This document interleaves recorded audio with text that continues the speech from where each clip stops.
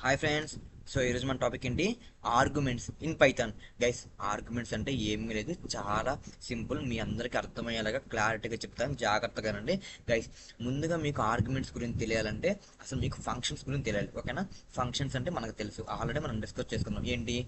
మనం మన ప్రోగ్రాంలో ఒక పర్టికులర్ టాస్క్ని కానీ ఒక పర్టికులర్ స్టేట్మెంట్స్ కానీ ఫ్యూచర్లో ఎప్పుడైనా యూజ్ చేసుకోవాలనుకుంటే దాన్ని ఫంక్షన్లో రాసుకోవాలని చెప్పాను. కానీ ఆర్గ్యుమెంట్స్ ఎందుకు? అసలు ఆర్గ్యుమెంట్స్ ఎందుకు ఉపయోగిస్తారంటే చెప్తాను నేను, జాగ్రత్తగానండి. మీరు ఎప్పుడైనా ఏ వెబ్సైట్లో కానీ ఏ యాప్లో కానీ లాగౌట్ అయిపోయినప్పుడు ఏం చెప్పుద్ది? Logout successfully or unsuccessfully message చెప్పుద్ది. దాంట్లో ఏమైనా డిఫరెన్స్ కనిపించిందా అంటే ఏంటంటే, నేను లాగౌట్ అయినా లాగౌట్ అని చెప్పుద్ది, మీరు లాగౌట్ అయినా లాగౌట్ అని చెప్పుద్ది, ఎవరు లాగౌట్ అయినా లాగౌట్ అనే చెప్పుద్ది. సో దీనికి మనం ఫంక్షన్స్ యూజ్ చేస్తే చాలు.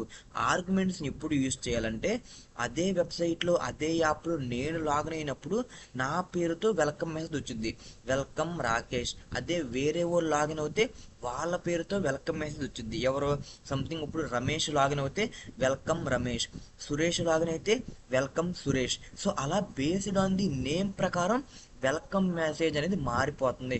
ఇక్కడ చూసారా, మీరు లాగౌట్కి లాగిన్కి ఒకే ఫంక్షన్ రిపీట్ చేస్తున్నాం, కానీ లాగౌట్కి అందరికీ కామన్గా ఒకటే డిస్ప్లే చేస్తుంది.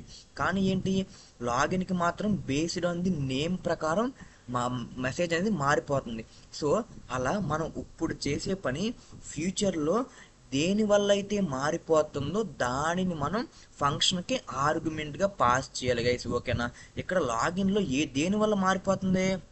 ఇక్కడ వెల్కమ్ అనేది మీకు కానీ నాకు కానీ కామన్, కానీ వెల్కమ్ మెసేజ్లో నేమ్ అనేది మారిపోతుంది. సో ఆ నేమ్ని మనం ఫంక్షన్కి ఆర్గ్యుమెంట్గా పాస్ చేయాలి గైస్, ఓకేనా? సో ఫంక్షన్గా పాస్ చేసినప్పుడు, సో నేను లాగిన్ అయితే వెల్కమ్ రాకేష్ అని వచ్చింది, సో వేరే వాళ్ళు లాగిన్ అయితే వెల్కమ్ వాళ్ళ నేమ్ వచ్చింది. సో ఇలా ఆర్గ్యుమెంట్స్ అనే టాపిక్ వచ్చింది గైస్, ఓకేనా? ఐ హోప్ అర్థమైంది అనుకుంటున్నాను. అర్థం కాకపోయినా డోంట్ వరీ గైస్. సో మీ అందరికి అర్థం కావడానికి నేను ఫుల్ లెంత్ వీడియో తీసాను గైస్, నేను కింద అయితే మెన్షన్ చేస్తున్నాను, go and watch guys.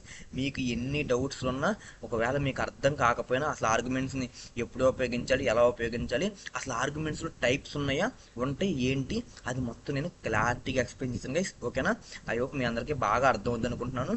So video నచ్చినట్టయితే so please like, share and subscribe guys. So మళ్ళీ వీడియోలో మళ్ళీ కలుద్దాం. So bye guys.